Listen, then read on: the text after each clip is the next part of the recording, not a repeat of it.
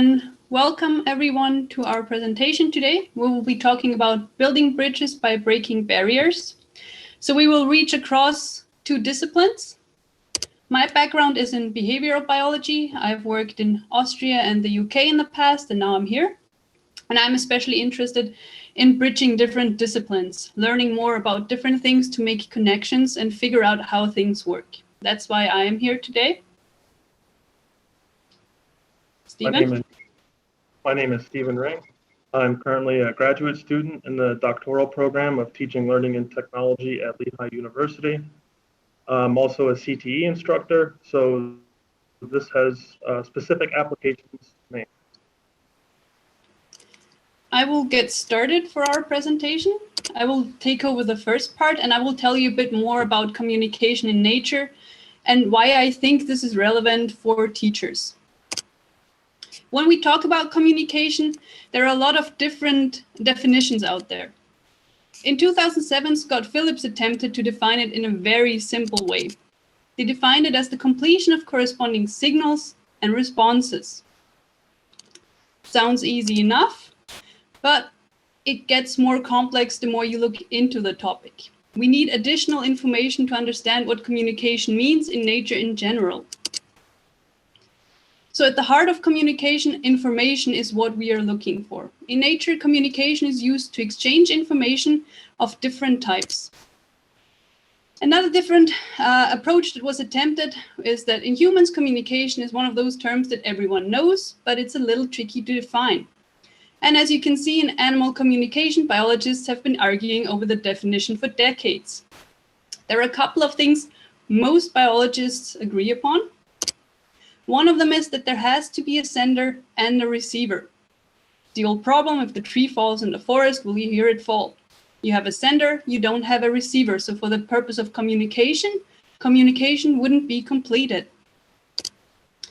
There has to be a signal. Something has to transmit the information.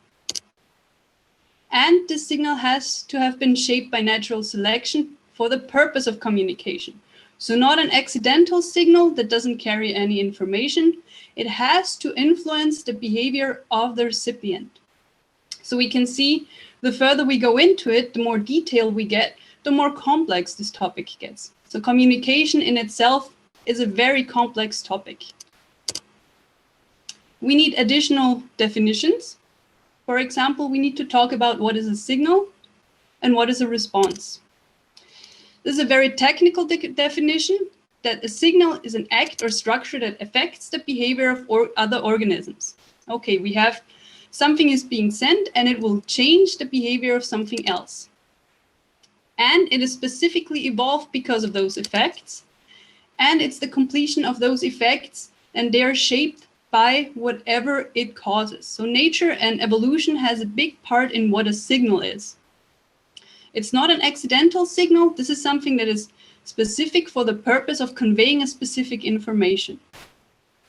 And you can have the completion of this through the response that will be affected by someone else's signal.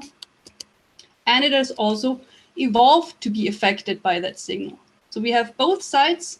We have someone who sends the signal, and we have the response that needs to be specific to the signal that was sent. If we don't have those two definitions, it gets very complicated if you are trying to understand communication. The more we get into it, the more we will see that signals aren't simple. Most of the time, a signal isn't just a single color or a single word. It has multiple components to it. And for communication purposes, this is seen as a trading of information. So communication is being used as an adaptive response. What that means is if you communicate, you can react to the environment around you. It gives you information that helps you be more successful in life. You exchange communication, which will allow you to react to certain situations, sometimes even to anticipate situations and to come up with solutions for those situations. That's why we are so interested in communication, because that is at the heart of what we are doing in teaching. We are trying to communicate various things that we think students will need throughout their life. And the more complex those signals get, the more components they might include. So it will not be a simple thing. It might be multiple signals that are combined into one signal. It might be a signal consists of multiple components. So there might be one part that's visual, there might be one part that's auditory. So the more complex the information is that we want to convey, the more complex the signal might become. And here's where it gets interesting, because here's where redundancy starts playing a part. Redundancy is very useful in communication because with redundancy, we send the same information. But what redundancy allows us for, it allows to reduce errors, which means if we send signals and we send redundant signals, so multiple signals that carry the same information, we will reduce the risk of errors. That means we will make the signal clearer and easier to define. A very simple example of a signal-response interaction you can see here. We have two cicadas that are trying to communicate. You have a sender who is sending substrate-borne vibrations, so tremulations. And you have a conspecific, another cicada that is able to detect that signal through the legs. The sender is sending the signal. The receiver is ready to receive that signal and is ready to respond to that signal. So we have a system that is ready to respond and that is ready to receive. And what you can see is that the sender will produce the signal through the substrate, but it will get weaker over time. An important thing to remember that our signals lose strength over distance.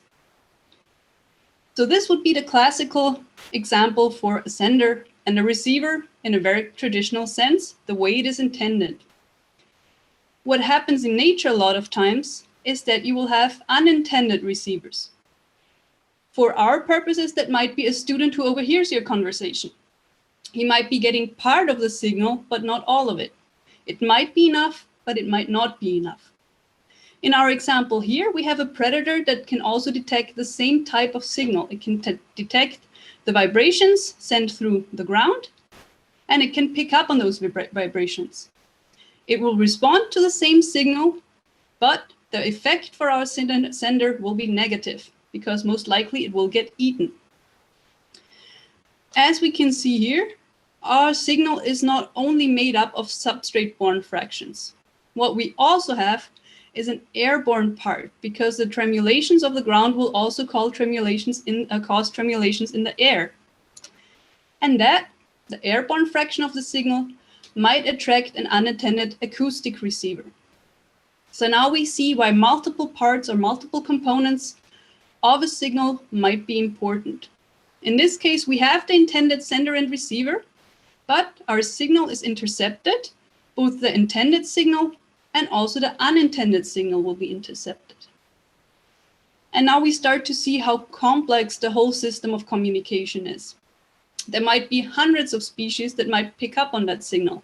Especially in rainforest situations, one signal can cause lots and lots of different species to exhibit different reactions. All of them in response to something they learned through evolution. Those two are trying to communicate, the other ones are trying to eat. That means the signal has different information for each of our receivers. And we see the same thing when we teach in class. When I teach in a lab, a lot of times you will be one-on-one with a student because the task they're performing is complex. You want to make sure they have the best type of information and help they need. When you're working with a student, as we see here, we have our intended receiver, I'm the sender, and the signal is conveying how to use this pipette. What we see here is another student in the background who's trying to see the same thing, but will only get parts of the information. And that's where it gets tricky in the classroom, because the student might think, okay, I heard enough, I understand, I can perform the same task. And that might be a source of error. That's why it is important to understand how signals work and how they can influence our behavior in the classroom. So we encounter what is called sender-receiver problems. How is our signal intended and how is it received? We go through very complex stages. We have a signal. Our brain comes up with a signal it wants to send. it has to be coded into language. The language has to bridge a certain distance. Then it has to be received by the receiver, decoded again, so the brain can understand what the signal was. Along that way, you can lose a lot of information, or information might get modified. Just think about background noise or other things going on. Very important is receptiveness and readiness. Is the receiver ready to receive the signal? If not, there is no point in sending the signal. We need to code and decode the signal. So both sides have to be able to decode the signal. We have signal loss across distance. There might be interference from other sources. There might be interception, as we see in this example with another student trying to get the same type of information. And we need to be aware of which channels we use to convey certain information. Various information, sometimes it's easy to describe it in words. Sometimes it is way easier to show it through actions. A very important part of this is what Godfrey Smith and Martinez defined. It is the problem of communication, that there might be refusal to share information, there might be deception or lying for one's own advantage. And then we get to the trouble of, if lying is common, there is no point in listening to what anyone says. And if no one is listening, there is no point in talking. We have to be aware of the energy we expand. We have to be aware of how much we can give and how much we can receive. And sometimes we all know it can be very tricky to reach someone. If they aren't listening, maybe you need to grab their attention in other ways. Use different channels to get their attention. And that's what gets us to the next step. In nature, we don't only see communication within one species, as we've seen before with the cicadas. There is a lot of cross-species communication going on. For beneficial uses, we have an example here. Those are meerkats. Signals help them overcome barriers, even across species. We have the meerkats and we have drongo birds. Those two share a habitat. Both of them are very vigilant species. And both of them can produce warning calls to warn other conspecifics. Meerkats will produce a warning call, for example, to warn of big cats. Drongos will produce another warning call. And over time, the two of them have learned to live together. They have adapted and their signals now sound the same, so they can warn each other. So you have 2 times the amount of individuals watching out for each other. And if there is predation or if there's danger, they can warn each other, even across species, which makes survival for both species more likely. It is very beneficial for both of them. Up to a certain point, because the drongos are very smart birds. They have learned to exploit those warning calls. They have learned that if the meerkats have something that is very tasty and they would like to eat, if they produce a warning call, the meerkats might drop it and they might get to eat it. And this is where we get to the deception part. If the drongos do this too often, then the cross-species communication will lose strength. The meerkats will stop listening to them. They might stop warning them too. So we have to have a certain balance of signals being sent and the same signal also being exploited for different uses. Even between humans and apes, we have seen various examples where apes can learn from humans. Across species, even without language, we are able to convey information. For example, we see a orangutan here who is learning various behaviors. One of the most important behaviors they can learn is what is a food source they could eat. In this picture, they are learning about what is edible. So most of the time, this will be without language. In the example before, birds and meerkats use language to communicate, but there are a lot of species that will communicate without language. Or the type of language they use is something that is novel to us. During my work, I worked a lot with aphids. And what you can see in this short video is aphids exchange the sugar water they produce for protection from ants. Ants will be within the colony, and if something happens, they will protect the aphids. But this goes further. Aphids have a certain alarm pheromone. They produce that to warn each other if danger is within the colony. That alarm pheromone was meant for conspecifics, but over time, the ants have learned to pick up on this. If the aphids produce that alarm pheromone, the ants will go into attack mode and protect them from whatever comes their way. So we see the different ways to communicate across species. We can't anticipate what they will look like. There are various methods, there are various channels, various modes. And that also gets us to the next bit, which is the complexity of our information. The more complex our information, the more complex our signals will get.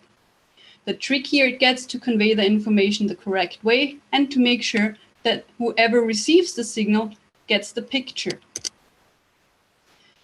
What we need to know for that is when we go through the process of learning, we start by learning the meaning of a certain type of information. We then have to be able to recall it, because if we learned it and we want to use it, we need to know what it means.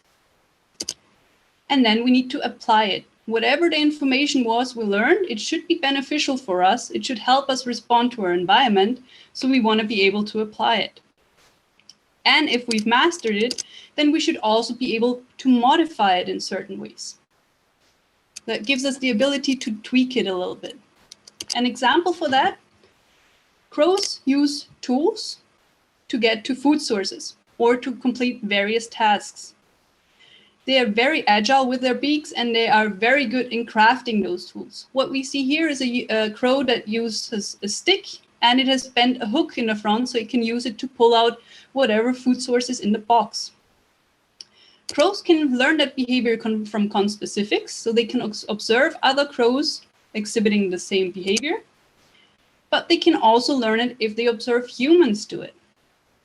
And if they are not seeing anyone do it and they need to get to the food source, they can invent the behavior. It's been shown that even without being taught how to do it, crows usually have the ability to learn that.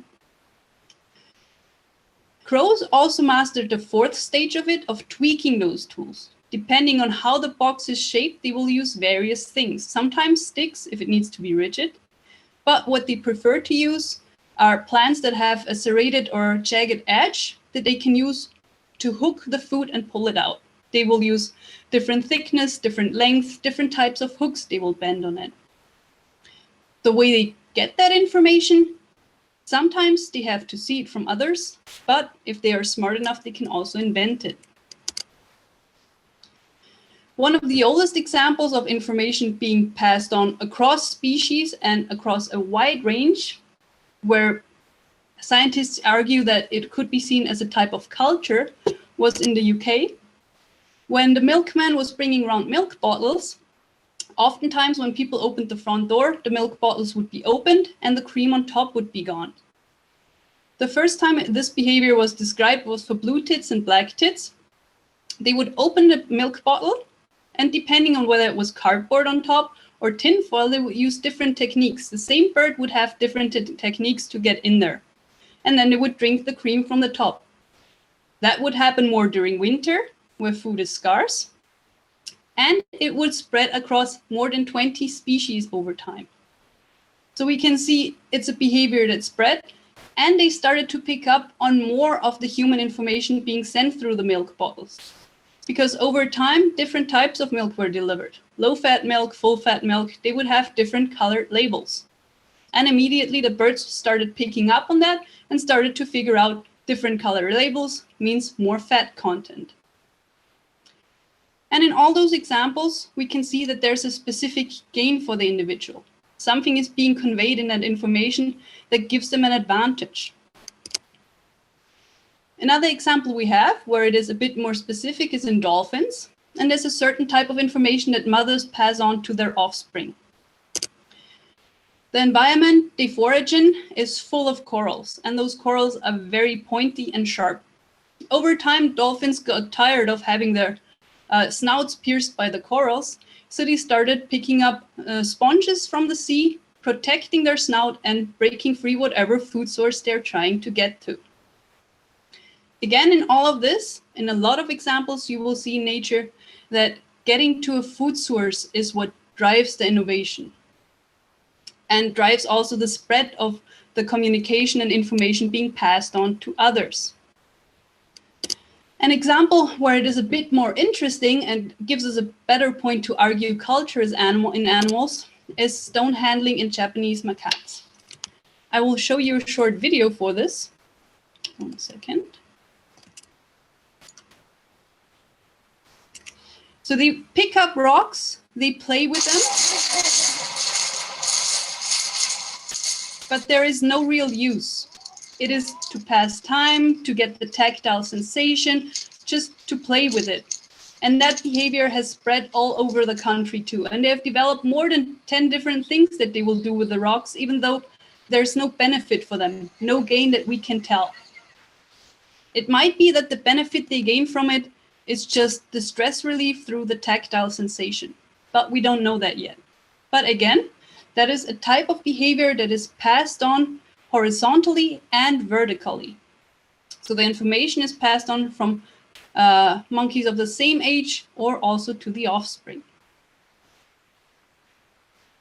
And we try to do the same when we teach students. We're trying to teach them practical skills best we can. For this, how did we come up with our idea to go across various disciplines? There is this thing out there, it's called the forest school, where orphaned orangutans learn from social tutors. Again, I will show you a very short video so that you get an idea of why this might be relevant for what it is you're doing. So breakfast doubles as a perfect learning opportunity.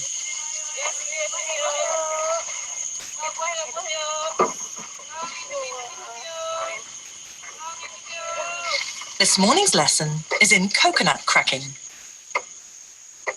Orangutans learn from example, so their caregiver shows them how it's done. Mumut, a little male, catches on immediately, while Valentino has a more interpretive approach. With his distinctive pale belly stripe, Valentino is the class clown of Forest School Group 1. What he lacks in technique, he makes up for in exuberance.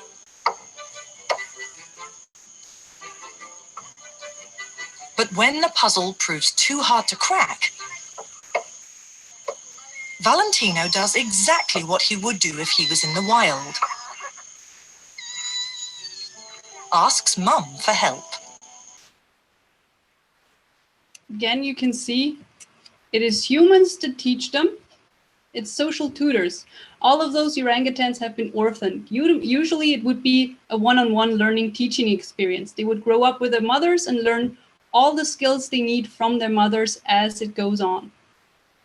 That can't happen. That's why they came up with the idea of forest school, where they group those orphaned orangutans together and let them learn from humans. It is very incremental learning. It takes time. It takes, I think, more than 8 years for them to learn all the skills they need before they get tested. So pre-release islands and then released into the wild to make sure that they have all the skills they need. And it's reinforced learning. It is task repetition. We saw that orangutan was getting breakfast, so it is learning what foods it can eat. But it needs to be able to also crack the coconuts if it wants to get into it. So that is being taught through repetition. If they don't pick up on it, they will come back and teach it again. And we can see that they learn in context and they learn through rewards. And whenever the task is too hard for them to grasp, they get assistance. All of this, almost all of this, is done through nonverbal communication, simply by imitation. There are 1 or 2 examples where they use communication to humans, for example, to call the young orangutans over or to teach them to be afraid of certain things. They will start screaming if they see a snake, for example, so that the orangutans pick up on that. And very important, the division they do is not by age, but by skill. If one of the orangutans, like we saw in this example, doesn't pick up on skills, he just stays in that class longer. He gets more time to learn it. Makes it less frustrating and easier to send accurate signals, both for the teachers and for the students. At the end of my part, that is an important thing to remember. Some tasks might be very frustrating for your students. I have one last video for you to watch so that you are aware of how unfair treatment can influence outcomes of learning. Getting grape and you will see what happens. So she gives a rock to us, that's the task. And we give her a piece of cucumber and she eats it. The other one needs to give a rock to us. And that's what she does. And she gets a grape. And she eats it. The other one sees that. She gives a rock to us now, gets again cucumber.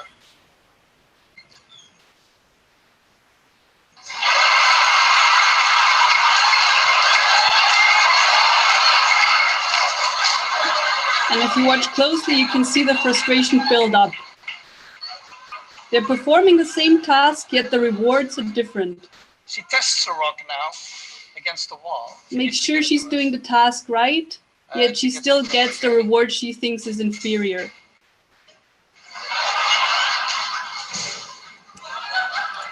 And at some point, that will lead to shutdown in your participants. They will not be able to keep up because it gets so frustrating for them. So remember that very complex tasks might be a source of frustration. We need to be aware of that and we need to be able to handle and address it. And fairness is essential in keeping the tasks less frustrating.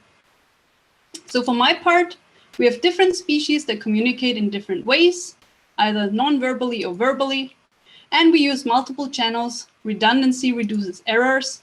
And we know that language is important, but we have other ways to overcome those barriers. Thank you. I will switch over to Stephen now.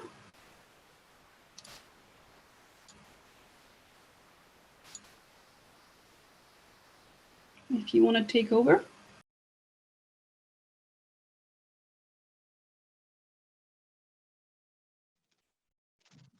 Okay, so Doris was kind enough to present us with options and different experiences from a much different perspective than what maybe we're accustomed to in career and technical education.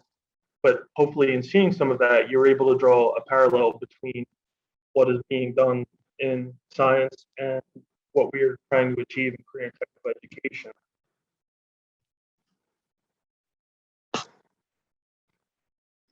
One second.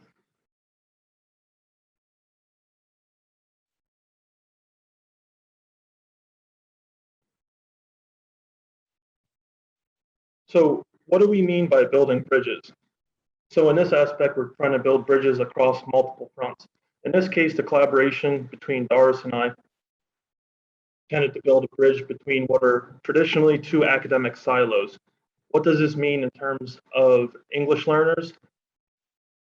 We're able to take them where they're at and where we're at and build a bridge between us. We can do that through using the translingual nature of career and technical education.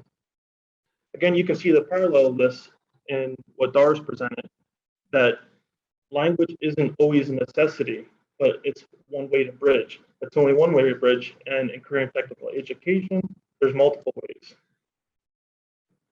What can we learn from all of this?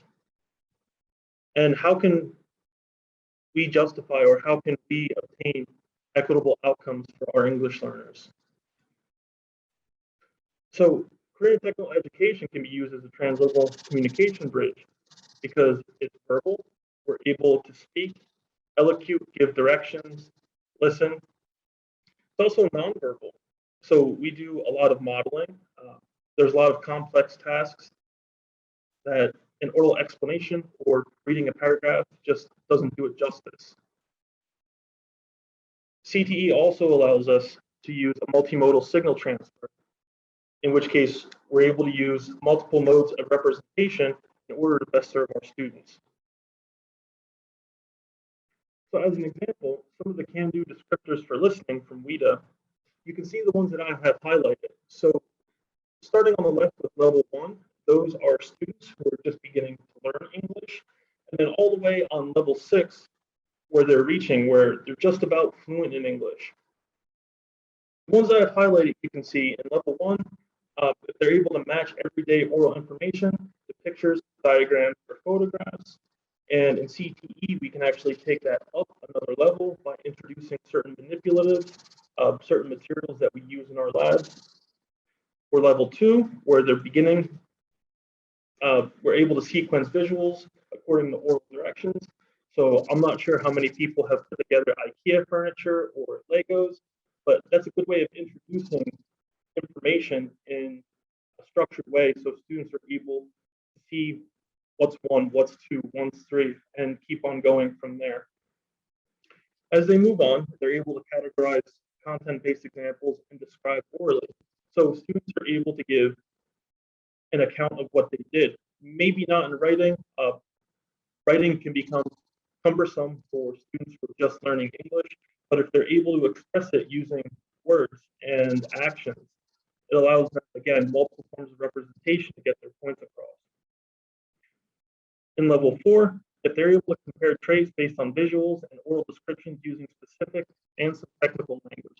And this is where it becomes important, especially in experience technical education, because a lot of what we do is based on technical language. Not only are they able to acquire the technical language, but they're also able to start constructing their own understanding by comparing traits based on other projects. On level 5, they're able to evaluate the intent of speech and act accordingly. So this is good for direction giving and direction taking. Certain ways that we speak, we have emphasis on certain words, and it's important to be able to distinguish that. And on grade 6, these are ones that you do individually per student. So in terms of speaking, if they're coming in as a level 1, they're able to name everyday objects and pre-taught vocabulary. Now, one advantage of CTE that we have is we're able to take this and do it in a contextualized manner, which is difficult for some other subjects. As they begin, they're able to describe persons, places, events, or objects. And again, in career and technical education, we use quite a few objects, manipulatives, different techniques, and ways to learn in a structured manner in context. As they're developing, they're able to sequence processes, cycles, procedures, or events. And again, this is good for oral directions. So if they're able to communicate and say what they need, it ends up working way better. In level 4, if they analyze and share pros and cons of choices, this works really well in modern career and technical education because it offers a reflection component to it, which we'll cover later. In level 5, they're able to give multimedia oral presentations on grade level material. And again, this lends itself to the reflective nature of career and technical education.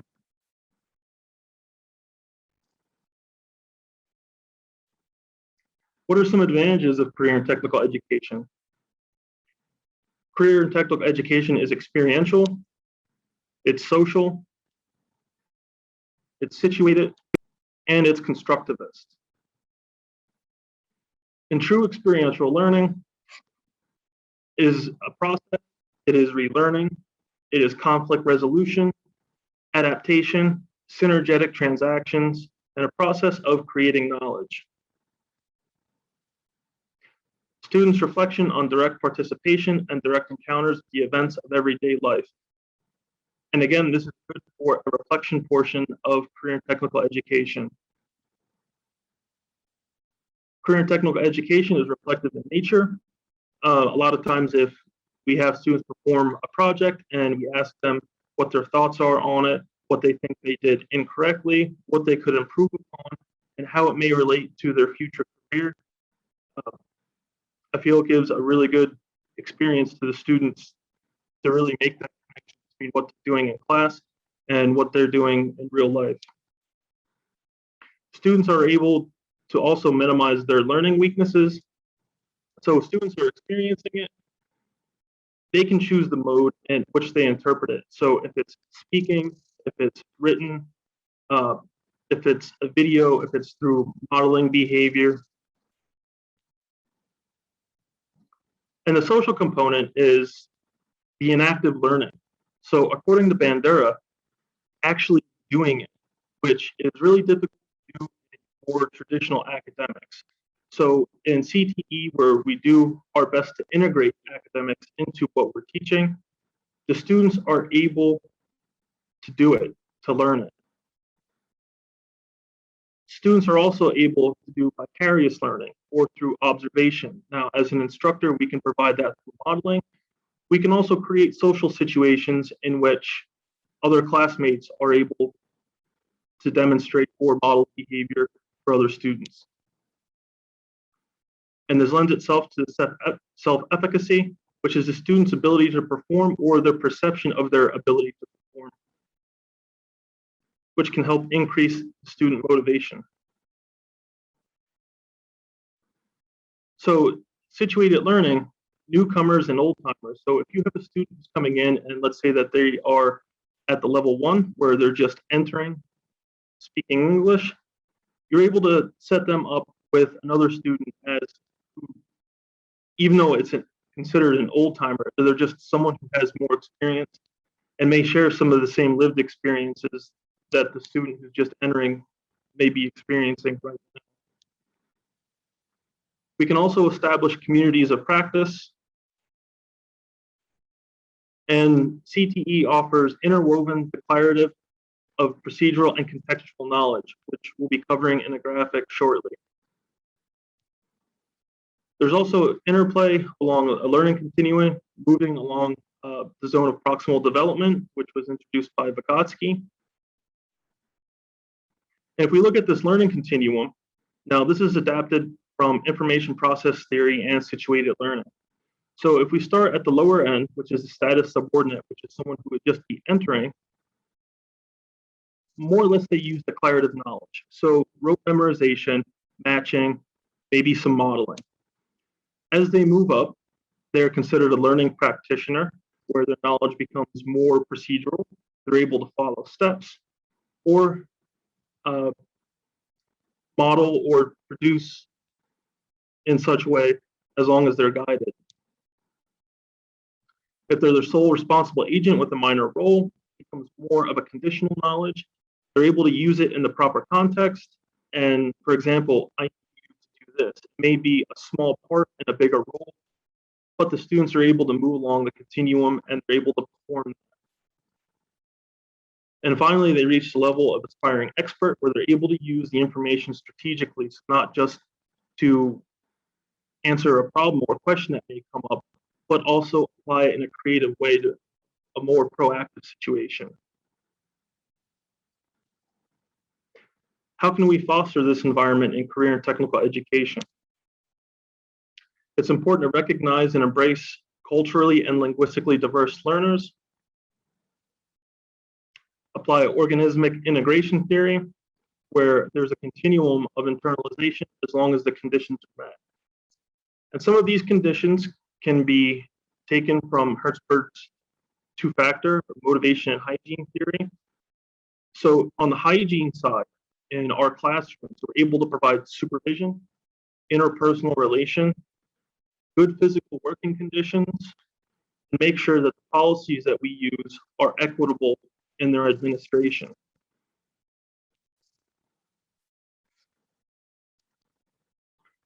We're also to provide equitable outcomes through embracing and understanding alternative forms of capital that students may bring in.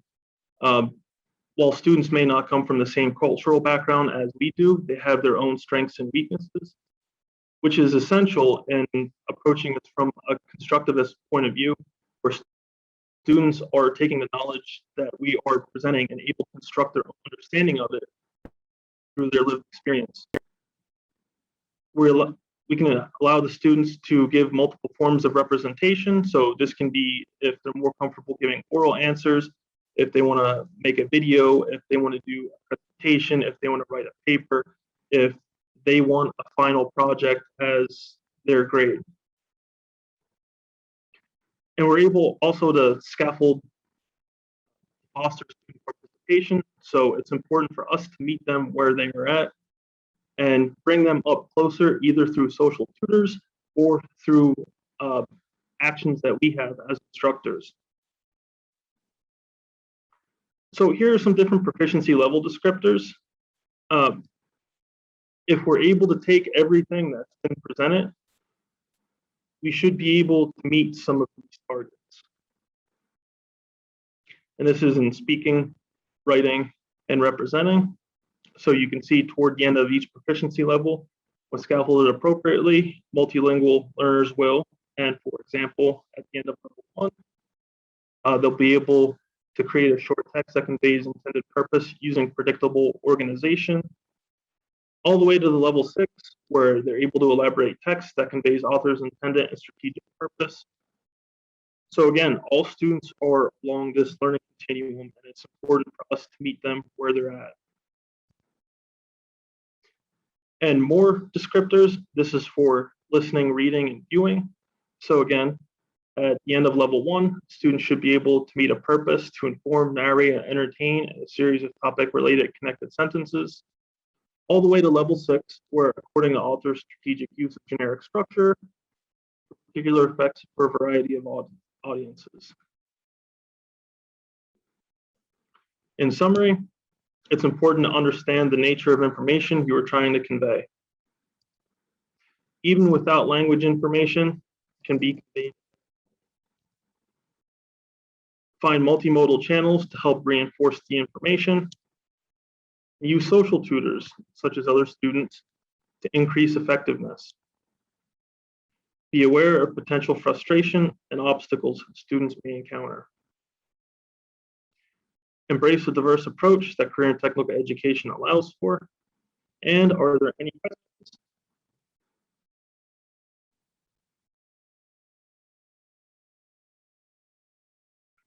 If you're interested in any of the resources, this was an example that we're going to go over if it was in person. Here's some of the resources. And that's it.